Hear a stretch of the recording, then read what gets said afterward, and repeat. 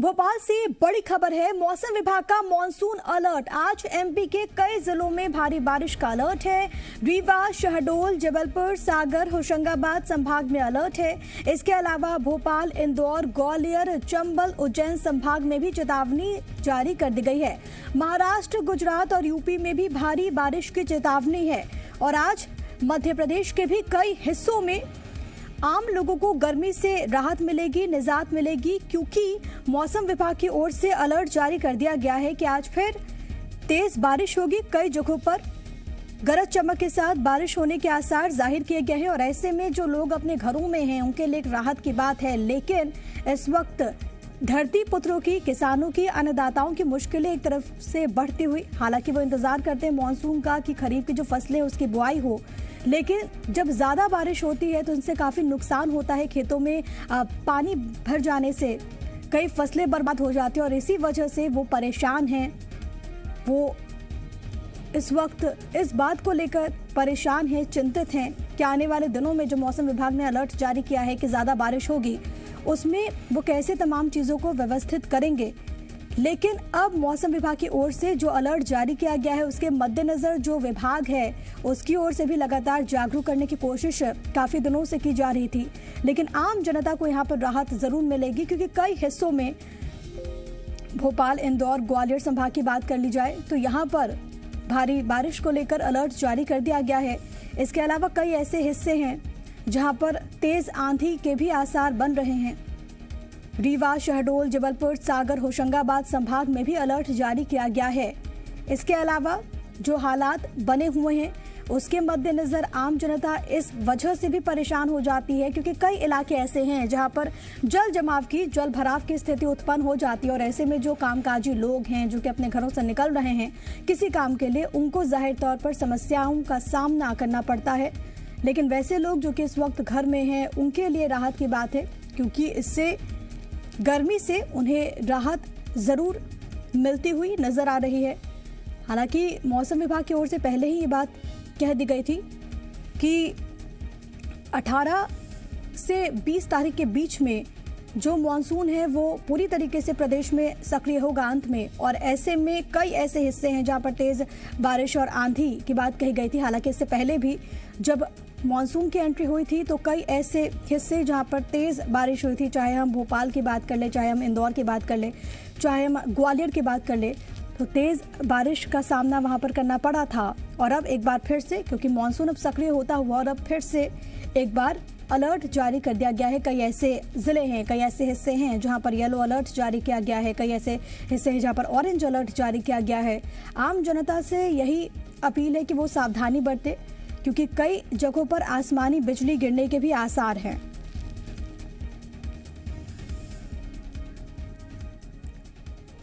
तमाम जानकारी के साथ भोपाल से मेरे सहयोगी इस वक्त आकाश लाइव मौजूद है। सीधे उन्हीं का रुख करते हैं। आकाश, चेतावनी जारी कर दी गई है मौसम विभाग की ओर से। फिलहाल ताजा हालात राजधानी में क्या कुछ? देखिए, राजधानी में कल शाम से ही तेज बारिश हो रही है। देर रात तक ये बारिश का सिलसिला जारी रहा और आज भी सुबह से ही काले बादल छाए हुए। हालांकि हवा तो नहीं चल रही है, लेकिन मौसम का रुख बदला हुआ है, कभी भी बारिश हो सकती है। मौसम विभाग ने कल अलर्ट जारी किया था। भोपाल, रीवा, शहडोल संभाग समेत अन्य जिलों में भारी बारिश की चेतावनी दी थी। इसके अलावा अन्य संभाग के कई जिलों में बिजली गिरने की भी चेतावनी मौसम विभाग द्वारा जारी की गई थी। और ये चेतावनी जारी उसके बाद ही प्रदेश के कई जिलों में बारिश शुरू हो गई और भोपाल में भी जमकर बारिश हुई है। बात भोपाल की जाए तो जून का कोटा, जो बारिश का जून का कोटा होता है, वो अब पूरा हो चुका है। यानी कि समय से पहले ही, मानसून की दस्तक के बाद ये कोटा भी समय से पहले ही पूरा हुआ है। किसानों के लिए अच्छी बात है कि बारिश का उन्हें फायदा होने वाला है। ठीक है आकाश, बने रहिएगा। एक और अहम जानकारी है वो भी अपने दर्शकों को दे देती हूँ, फिर मैं आपके पास आऊंगी। लेकिन फिलहाल ये बड़ी खबर आपको बता देते हैं कि प्रधानमंत्री नरेंद्र मोदी आज कोरोना के खिलाफ फ्रंटलाइन वर्कर्स के लिए एक स्पेशल क्रैश कोर्स लॉन्च करेंगे। पीएमओ के मुताबिक 26 राज्यों में 111 प्रशिक्षण केंद्रों में इस कार्यक्रम की शुरुआत होगी। पीएम मोदी बाकायदा वीडियो कॉन्फ्रेंसिंग के जरिए कार्यक्रम को संबोधित करने वाले हैं। मौके पर केंद्रीय कौशल विकास एवं उद्यमिता मंत्री महेंद्र नाथ पांडे भी मौजूद रहेंगे। आयोजन के जरिए देश भर में 1 लाख से अधिक कोविड योद्धाओं को कौशल से लैस करना, उन्हें कुछ नया सिखाना है। इन लोगों को home care support, basic care support, advance care support, emergency care support, sample collection support और मेडिकल इक्विपमेंट सपोर्ट जैसे कार्यों का प्रशिक्षण दिया जाएगा। कार्यक्रम पे 276 करोड़ रुपए खर्च होंगे। ये कार्यक्रम को प्रधानमंत्री कौशल विकास योजना तृतीय के केंद्रीय घटक के तहत तैयार किया गया है।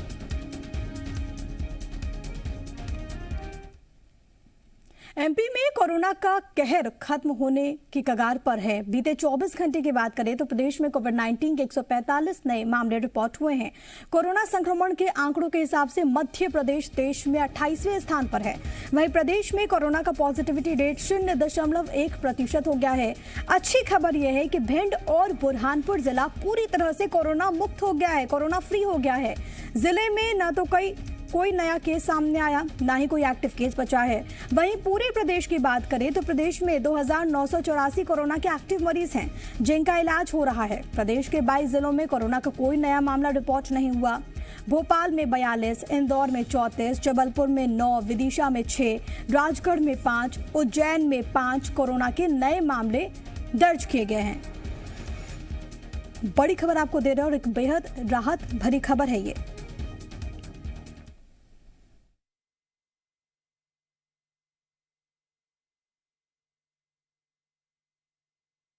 मध्य प्रदेश का पॉजिटिविटी रेट घट के 0.1% रह गया है। आज 73,000 से अधिक टेस्ट हुए, मतलब कल उनमें पॉजिटिव केस केवल आए हैं 145। हमारे रिकवरी रेट बढ़ के, मतलब स्वस्थ होने वालों की दर बढ़ के 98.52% हो गई है। 98.5% से ज्यादा लोग स्वस्थ होके घर लौट रहे हैं।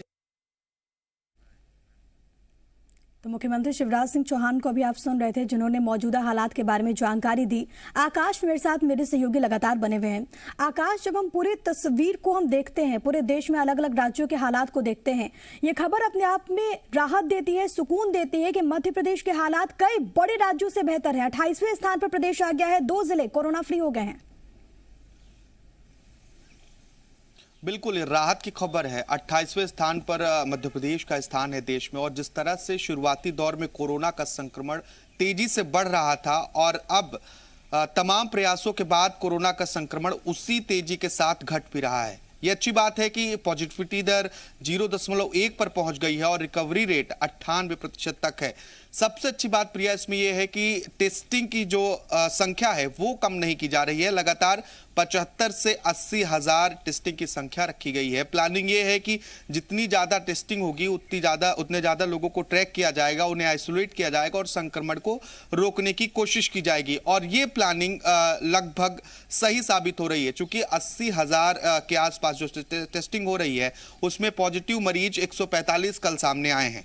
और इसी का नतीजा है कि लगातार कॉन्टैक्ट ट्रेसिंग और टेस्टिंग की वजह से संक्रमण की जो रफ्तार है, जो संक्रमण रोकने का तरीका है, वो रोकने में सरकार कामयाब हुई है। प्रदेश के 2 जिले भिंड और बुरहानपुर पूरी तरह से कोरोना मुक्त हो गए हैं। 22 ऐसे जिलों में कोरोना के कोई नए केस नहीं आए हैं। सिर्फ 5 ऐसे जिले हैं जहां पर 5 से अधिक कोरोना के नए मामले दर्ज हुए हैं। और बिल्कुल अब प्रदेश में 3000 के आसपास ही एक्टिव मरीज भी बचे हुए हैं जो जल्द ही स्वस्थ होंगे। और ये संभव हो पाया है सरकार के स्तर पर, प्रशासन के स्तर पर। इसके अलावा सबसे बड़ी बात आम जनता के स्तर पर तमाम तरह की जो कोशिशें हुई उसकी वजह से। बहुत धन्यवाद आकाश आपका तमाम बातचीत और तमाम जानकारी हम तक पहुंचाने के लिए। इधर आपको ये बताते चले कि मध्य प्रदेश में दूसरी लहर पर काफी हद तक काबू पा लिया गया है। तीसरी लहर की आहट के बीच खतरा अभी भी बना हुआ है। ऐसे में वैक्सीन कोरोना से बचाव का एक मजबूत सुरक्षा कवच है, जिसे लेकर 21 जून से मध्य प्रदेश में महाअभियान की शुरुआत होने वाली है। लेकिन कांग्रेस ने सरकार के इस अभियान पर सवाल उठाकर एक बार फिर से वैक्सीनेशन पर सियासत तेज कर दी।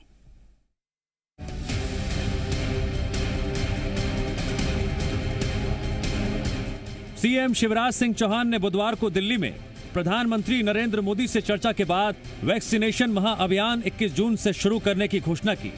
इसके बाद तैयारियों को लेकर सीएम शिवराज सिंह चौहान ने क्राइसिस मैनेजमेंट कमेटी की बैठक ली और वैक्सीनेशन को लेकर दिशा निर्देश दिए।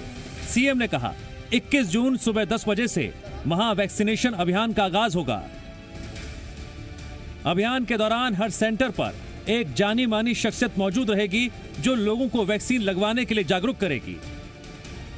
सीएम ने जनता से फिर अपील की और चेताया कि थर्ड वेव से बचने के लिए वैक्सीनेशन एक बड़ा हथियार है। 21 जून को जो तय किया है, प्रातः 10 बजे से, थोड़ा सा समय इसलिए ले रहे हैं कि हमको इसमें अनेकों प्रेरक साथियों को जोड़ना है। 21 जून को 10 बजे वैक्सीनेशन का काम एक अभियान के रूप में प्रारंभ होगा। 7000 वैक्सीनेशन के सेंटर बनाएंगे हम पूरे प्रदेश में स्टेट। सीएम की बैठक के बाद कांग्रेस ने भी सवालों की बौछार कर दी। कांग्रेस ने पूछा कि प्रदेश में वैक्सीन की व्यवस्था नहीं है, कई वैक्सीनेशन सेंटर्स बंद पड़े हैं, ऐसे में सरकार कौन सा अभियान चलाने जा रही है। कांग्रेस ने शिवराज सरकार को घेरते हुए कोरोना से हुई मौतों का आंकड़ा बताने की मांग की, जिससे मृतकों के परिजनों को सरकारी योजनाओं का लाभ मिल सके। जमीनी स्तर पर पता चलता है कि लगभग 25% लोगों को पहला डोज लगा, और 3-3.5% लोगों को दूसरा डोज लगा। अभी तक की पूरे क्रियाकलाप और भाषण और फोटो और विजुअल का सार शिवराज सिंह जी का वैक्सीनेशन में ये है। अब 21 तारीख से फिर अभियान चलेगा। ये नहीं बता पाए कि वैक्सीन की व्यवस्था कितनी है हमारे पास। आज इंदौर में मेरी विधानसभा में 3 बड़े सेंटर थे, तीनों बंद है क्योंकि वैक्सीन नहीं। यह हालात है। पीएम मोदी पहले ही राज्यों को 21 जून से फ्री वैक्सीन देने का ऐलान कर चुके हैं, लेकिन मध्य प्रदेश में महा अभियान शुरू होने से पहले ही वैक्सीन की उपलब्धता पर सियासत शुरू हो गई है। क्या सुरक्षा के कवच पर विपक्ष की ये टीका टिप्पणी वाकई गंभीर सवालों को सामने रख रही है, या इसके पीछे मकसद सिर्फ सियासत करना है? ब्यूरो रिपोर्ट, जी मीडिया। इंदौर में ब्लैक फंगस के बाद अब एक मरीज में व्हाइट फंगस संक्रमण की पुष्टि की गई है। धार जिले की रहने वाली एक महिला में व्हाइट फंगस संक्रमण की पुष्टि हुई। 50 साल की महिला मरीज का हाल ही के दिनों में निजी अस्पताल में दिमाग का ऑपरेशन किया गया था। ऑपरेशन के बाद महिला के सिर से ट्यूमर को निकाला गया, लेकिन जब इस ट्यूमर की बायोप्सी और कल्चर टेस्ट किया गया तो इसमें व्हाइट फंगस की पुष्टि हुई। माना जा रहा है यह अब तक का सबसे बड़ा व्हाइट फंगस इन्फेक्शन है। विशेषज्ञों के अनुसार मरीज में फंगस इन्फेक्शन खून के जरिए हुआ है। हालांकि पहले भी व्हाइट फंगस के कई मरीज मिले हैं, लेकिन इंदौर में पोस्ट कोविड मरीज में यह संक्रमण पहली बार मिला।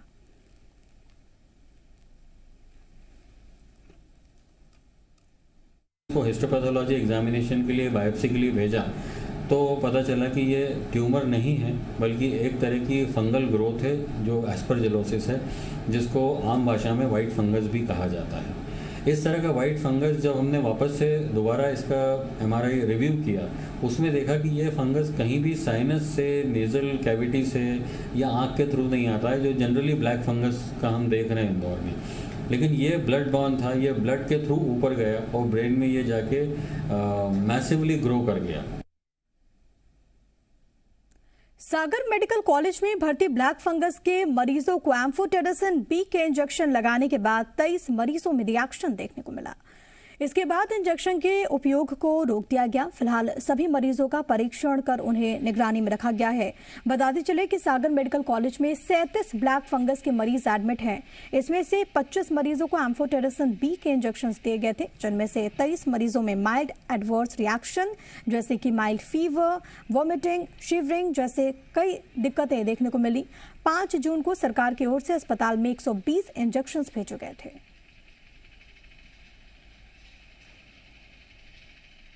चूंकि इंजेक्शन नए प्रकार के थे, अतः एडवर्स रिएक्शन की संभावना को ध्यान में रखते हुए चिकित्सकों की मौजूदगी में एक मरीज को इंजेक्शन लगाया गया। किसी प्रकार का एडवर्स रिएक्शन ना मिलने पर अन्य 25 मरीजों को इंजेक्शन लगाए गए। इनमें से 23 मरीजों को माइल्ड एडवर्स रिएक्शन जैसे कि माइल्ड फीवर, वॉमिटिंग, शिवरिंग, किसी का बीपी बढ़ा, किसी का बीपी थोड़ा कम हुआ।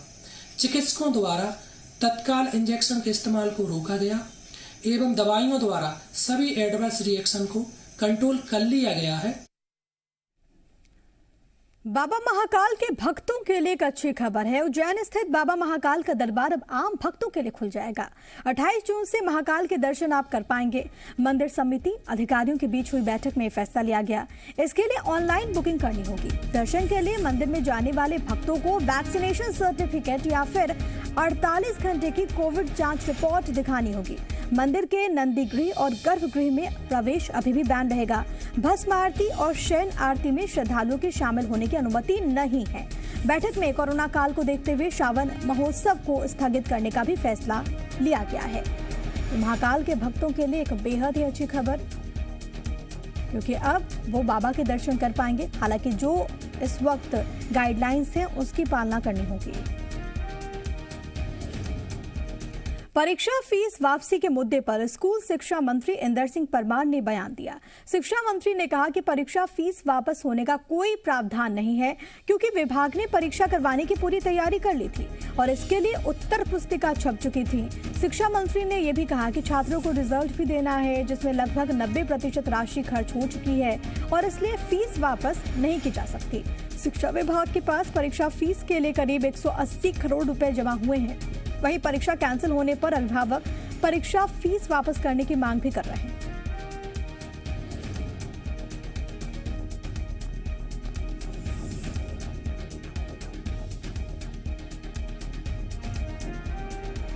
जितना बोर्ड का खर्च होता है लगभग 90% खर्चा सारा अभी तक पूर्ण हो चुका है। ऐसी स्थिति में वो शुल्क वापस करना मुझे लगता है कि संभव नहीं होगा और इसीलिए हमने कहा कि भाई बोर्ड में क्यों जितना खर्च करना हो चुका, क्योंकि हम यदि 4 महीने पहले कहते तो हमारी कोई तैयारी नहीं होती। उस समय शायद हम ये सोच सकते थे कि बच्चों का शुल्क वापस कर दें, लेकिन मैं आज की परिस्थिति में हम शुल्क वापस करने में असमर्थ हैं। सागर की ऐतिहासिक लाखा बंजारा झील अपने मूल स्वरूप को खोती जा रही है। करीब 400 एकड़ से ज्यादा के क्षेत्र में फैली झील अब छोटी होती जा रही है। झील के चारों ओर रसूखदारों ने अतिक्रमण कर लिया है। अतिक्रमणकारियों में कई रसूखदारों के नाम शामिल हैं। इसके खिलाफ अब कांग्रेस की प्रदेश महासचिव जया ठाकुर ने नेशनल ग्रीन ट्रिब्यूनल में याचिका लगाई। स्थानीय लोगों का कहना है कि झील के आसपास का अतिक्रमण हटाया जाना चाहिए। झील में नालियों का गंदा पानी डाला जा रहा है, सफाई में अनियमितता बढ़ती जा रही है और इसको लेकर नगर निगम आयुक्त से बात की गई तो उन्होंने अतिक्रमण की बात कबूलते हुए कहा कि अतिक्रमणकारियों के खिलाफ वैधानिक कार्रवाई शुरू कर दी गई है। नजूल विभाग की प्रक्रिया पूर्ण होगी, अतिक्रमणों को हटाया जाएगा अतिक्रमणकारियों से। सुनवाई है कोर्ट में कि जितने लोगों ने वहां अतिक्रमण कर रहा है, ये मेरी मांग है कोर्ट से कि उन्हें हटाया जाए वहां से। उसके साथ ही साथ जो लास्ट टाइम जो सैनिटाइजेशन को लेके और स्वच्छता को लेके, जो लेक की स्वच्छता को लेके 100 करोड़ का एग्रीमेंट कर लिया है, मैं चाहती हूँ उस पर भी सही तरीके से जांच हो और सीमांकन हो जगह का। प्रथम दृष्टया जो लाखा बंजारा झील है, इसके चारों तरफ कुछ अतिक्रमण है और जो नजूल शाखा है सागर की, उसके द्वारा इसमें जांच की गई है, परंतु उनके विरुद्ध प्रकरण पंजीबद्ध करके जैसे ही बेदखली आदेश दिए जाने की प्रक्रिया अभी प्रचलन में है और जैसे ही बेदखली आदेश दिए जाएंगे और जो कार्रवाई हो जाएगी न्यायालय नजूल की, उसके उपरांत उसमें जो भी वैधानिक कार्रवाई होगी वो की जाएगी। और फिलहाल वक्त एक बहुत ही छोटे से ब्रेक का, आप बने रहिए हमारे साथ।